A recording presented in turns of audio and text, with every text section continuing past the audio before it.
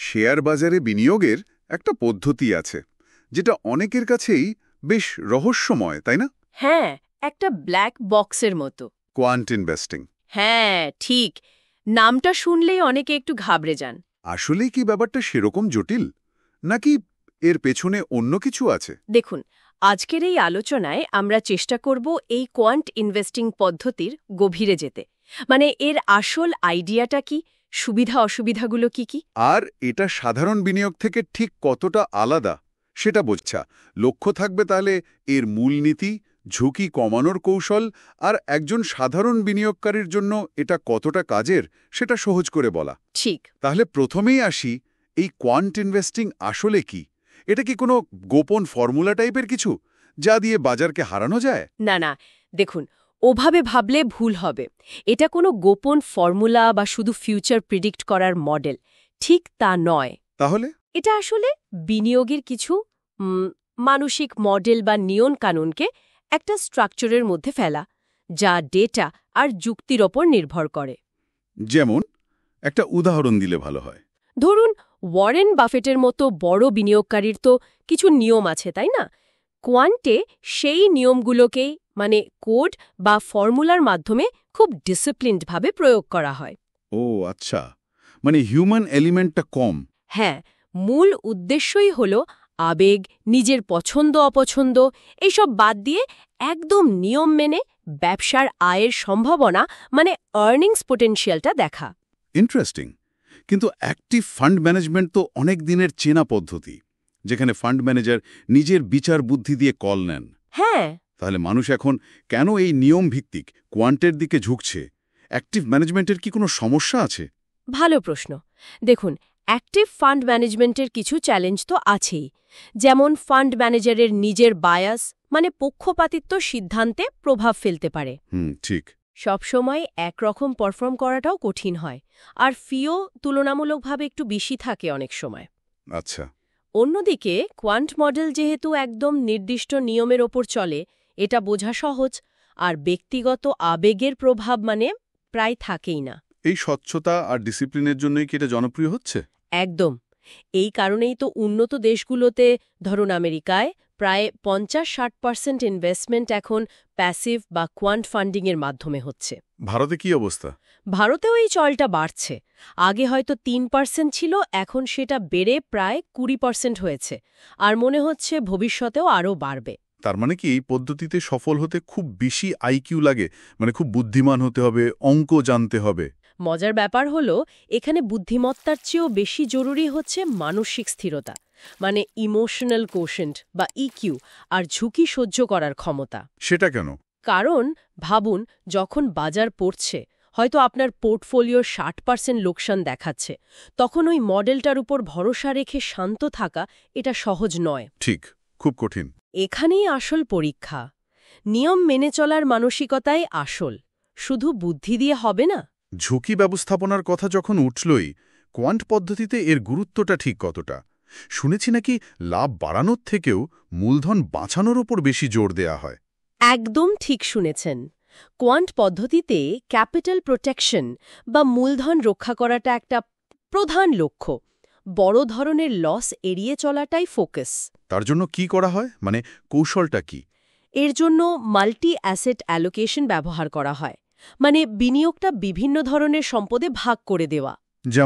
যেমন ধরুন, সোনা, বড় কোম্পানি স্টক মানে লার্জ ক্যাপ, বিভিন্ন ধরনের ইটিএফ, এগুলোর একটা মিশ্রণ তৈরি করা হয়। আচ্ছা। আর ঝুঁকি কমাতে হেজিং কৌশল তো আছেই। পোর্টফোলিওকে অপ্রত্যাশিত ক্ষতির হাত থেকে বাঁচানোর জন্য, যেমন ধরুন পুট অপশন ব্যবহার করা। পুট অপশন, সেটা কিরকম? এটা অনেকটা শেয়ার বাজারের জন্য ইন্স্যুরেন্স কেনার মতো। যদি শেয়ারের দাম খুব পড়ে যায়, তাহলে এই অপশনগুলো লোকসান কমাতে সাহায্য করে। ইন্টারেস্টিং। অনেকে তো বলেন বাজার খারাপ দেখলে চুপচাপ ক্যাশে টাকা রেখে দেওয়াই ভালো। কোয়ান্ট মডেল কি এটা না, কোয়ান্ট ফিলসফি অনুযায়ী সরাসরি ক্যাশে টাকা ফেলে রাখাটা খুব একটা কাজের কৌশল নয়। কেন? কারণ এতে ইনফ্লেশনের জন্য টাকার দাম কমে যায়, ট্যাক্স দিতে হতে পারে, আবার মার্কেট যখন উঠবে সেই লাভটা মিস হয়ে যাওয়ার রিস্ক থাকে। তাহলে উপায়? এর চেয়ে বরং হেজিং কৌশল, যেমন পুট অপশন নেওয়া বা পোর্টফোলিওতে কিছুটা সোনা রাখা, এগুলো ভালো অপশন। সোনা রাখলে কি সুবিধা? সোনা পোর্টফোলিওর অস্থিরতা মানে ভলাটিলিটি কমায়, আর কারেন্সি ডিভ্যালুয়েশন মানে ধরুন ডলারের তুলনায় টাকার দাম কমে গেলে তার বিরুদ্ধে একটা সুরক্ষা দেয়। ও, এই জন্যই কি ভারতে সোনার রিটার্ন আন্তর্জাতিক বাজারের চেয়ে বেশি মনে হয়? হ্যাঁ, এটাও একটা বড় কারণ। টাকার অবমূল্যায়ন একটা ভূমিকা রাখে। তার মানে কি খুব জটিল মডেল বানাতে হয় সফল হওয়ার জন্য? একেবারেই না, আর এটাই এর একটা বড় প্লাস পয়েন্ট। সিম্পলিসিটি বা সরলতাই অনেক সময় কোয়ান্টের আসল শক্তি। সত্যি। হ্যাঁ, খুব সাধারণ লজিক্যাল মডেলও কিন্তু দারুণ কাজ করতে পারে। নিফটি ইন্ডেক্সের কথাই ধরুন না, ওটা তো শুধু মার্কেট ক্যাপের উপর ভিত্তি করে তৈরি। ঠিক। অথবা ধরুন জোয়েল গ্রিনব্ল্যাটের ম্যাজিক ফর্মুলা, ওটাও তো খুব সিম্পল দুটো জিনিসের উপর জোর দেয়, আর্নিংস yield আর রিটার্ন অন ক্যাপিটাল। তাহলে আসল কথা হলো একটা যুক্তিযুক্ত আর ধারাবাহিক প্রসেস ফলো করা। একদম। মডেল খুব বেশি কমপ্লিকেটেড নাও হলেও চলবে, লজিক আর ডিসিপ্লিনটাই আসল। আমাদের মধ্যে একটা ধারণা আছে না যে যত বেশি খাটবো, যত রিসার্চ করব তত বেশি লাভ হবে। কোয়ান্ট কি এই ধারণাকে একটু চ্যালেঞ্জ করে? হ্যাঁ, কিছুটা তো করেই। বিনিয়োগের জগতে সবসময়ে যে বেশি খাটলে বেশি লাভ হবে তা কিন্তু নয়। তাই কোয়ান্ট পদ্ধতিতে একটা ভালো মডেল যদি একবার বানিয়ে নিয়ম মেনে চলা যায়, তাহলে কিন্তু তুলনামূলকভাবে কম সময়ে কম পরিশ্রমেও ভালো ফল পাওয়া সম্ভব। এটা তো তাহলে যারা ফুল টাইম মার্কেট দেখতে পারে না তাদের জন্য খুব সুবিধার।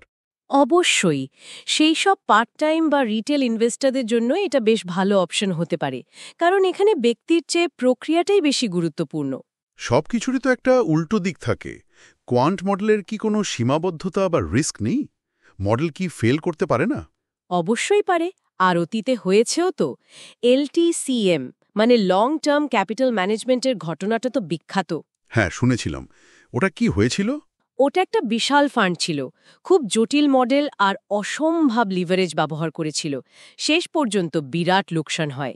তার মানে শুধু ডেটা মিলিয়ে মডেল বানালেই হবে না? একদম না।